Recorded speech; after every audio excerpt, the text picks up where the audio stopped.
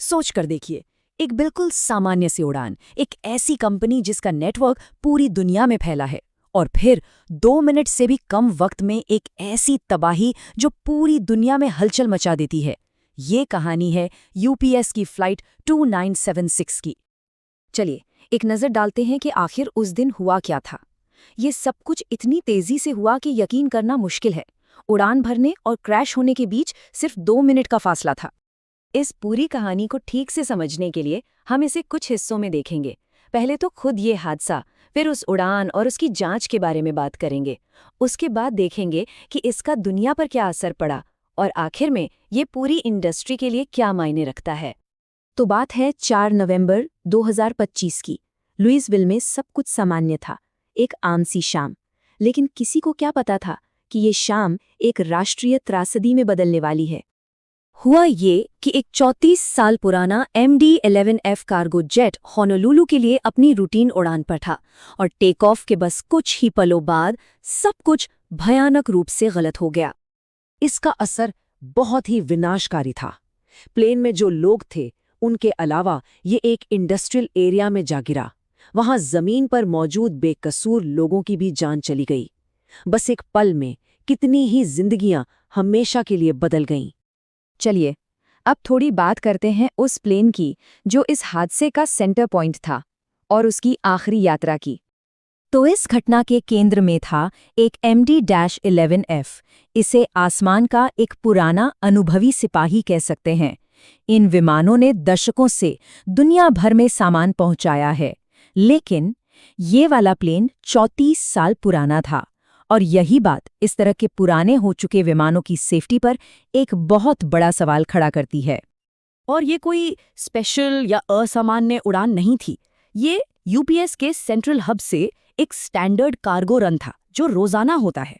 इसकी यही नियमितता इस घटना को और भी ज्यादा चौंकाने वाली बना देती है। अब आते हैं जांच पर। प्लेन का मलबा वो अपने अंदर कुछ राज और सुराग छिपाए हुए हैं जो इस सबसे बड़े सवाल का जवाब दे सकते हैं।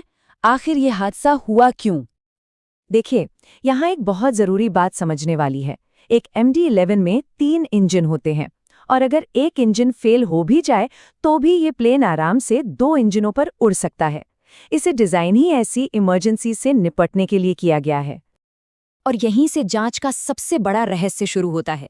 अगर एक इंजन के फेल होने से ये क्रैश नहीं हो सकता था, तो फिर फ्लाइट 2976 के साथ ऐसा क्या हुआ जो उसे उड़ान भरने के कुछ ही सेकंड बाद सीधे जमीन पर ले आया? जांचकर्ता एक कैटास्ट्रॉफिक सेकेंडरी फेलियर की थ्योरी पर काम कर रहे हैं।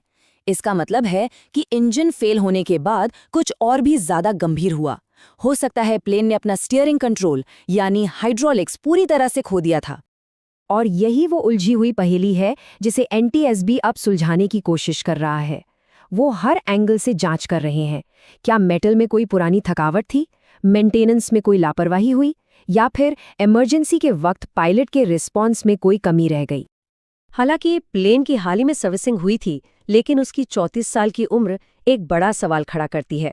और ये सिर्फ इस एक प्लेन के बारे में नहीं है, बल्कि दुनिया भर में उड़ रहे ऐसे हजारों पुराने विमानों की सेफ्टी के बारे में है। इस त्रासदी का असर लगभग फौरन ही पूरी दुनिया में महसूस किया गया, और इसकी वजह थी वो जगह जहां ये हादसा हुआ, यूपीएस के ग्लोबल ऑपरेशंस का दिल। वर्ल्ड पोर्ट सिर्फ एक एयरपोर्ट नहीं है, ये यूपीएस के ग्लोबल नेटवर्क का नर्व सेंटर है। हर रात लाखों पैकेज यहां से गुजरते हैं जो दुनिया भर की डेस्टिनेशंस के लिए जाते हैं। लगभग 19 लाख पैकेज हर एक रात। जरा सोचिए, जब ये हब बंद हुआ तो एक विशाल ग्लोबल सिस्टम एक तरह से थम गया। इसका असर तत्काल और बहुत बड़ा था।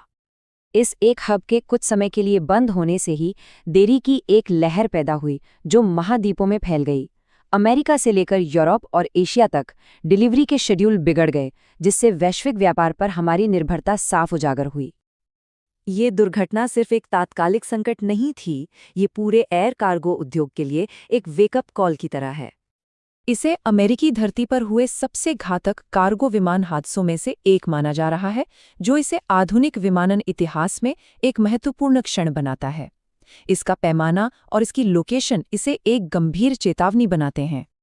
इस घटना ने कई सख्त सवाल खड़े कर दिए हैं। क्या हम पुराने विमानों पर बहुत ज्यादा भरोसा कर रहे हैं? क्या हवाई अड्डों के पास के इंडस्ट्रियल जोन्स पर्याप्त रूप से सुरक्षित हैं? और क्या हमारे ग्लोबल शिपिंग सिस्टम एक ही हब पर बहुत ज्यादा निर्भर हैं? और ये हमें एक आखिरी लेकिन बहुत ही महत्वपूर्ण सवाल पर छोड़ देता है। जैसे जैसे वैश्विक व्यापार और भी तेज डिलीवरी की मांग करता है, क्या हम इस रफ्तार के बदले में जोखिमों को नजरअंदाज कर रहे हैं? ये एक ऐसा सवाल है जिसका जवाब जांचकर्ताओं, इंडस्ट्री और हम सभी को खोजना होगा।